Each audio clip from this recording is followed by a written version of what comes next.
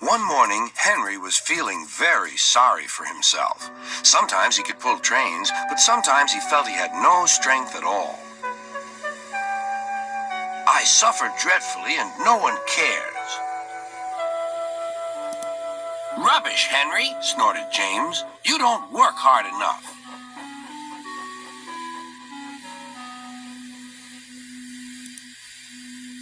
Sir Topham Hatt spoke to him too. What's wrong with you, Henry? You have had lots of new parts and new paint too, but they've done you no good.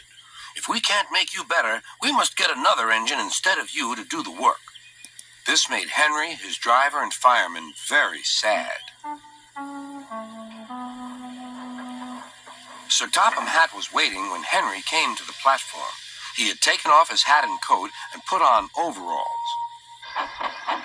Henry managed to start, but his fireman was not satisfied. Henry is a bad steamer, he said to Sir Topham Hatt. I build up his fire, but it doesn't give enough heat.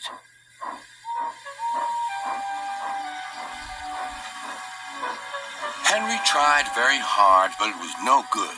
He didn't have enough steam and came to a stop outside Edward's station. Oh dear, thought Henry. I shall have to go away. Oh dear, oh dear. All he could do was to go slowly onto a siding, and Edward took charge of the train.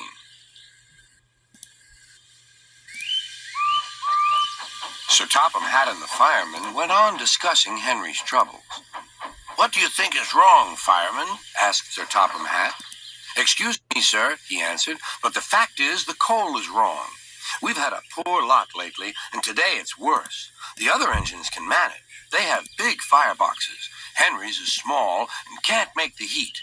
With Welsh coal, he'd be a different engine. It's expensive, said Sir Topham Hatt, but Henry must have a fair chance. James shall go and fetch some.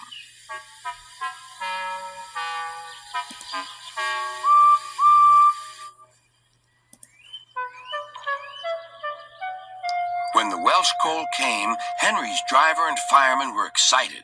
Now we'll show them, Henry, old fellow. They carefully made his fire, putting large lumps of coal like a wall round the outside. Then the glowing middle part was covered with smaller lumps. You're spoiling my fire, complained Henry. Wait and see, said the fireman. We'll have a roaring fire just when we want it. The fireman was right. When Henry reached the platform, the water was boiling nicely, and he had to let off steam.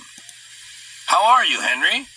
Beep, beep, beep. I feel fine. Have you a good fire, driver? Never better, sir, and plenty of steam.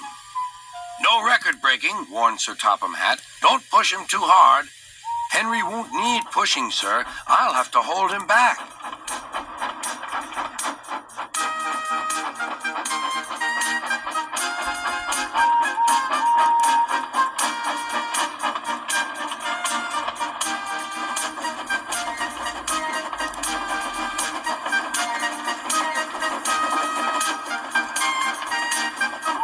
Henry had a lovely day.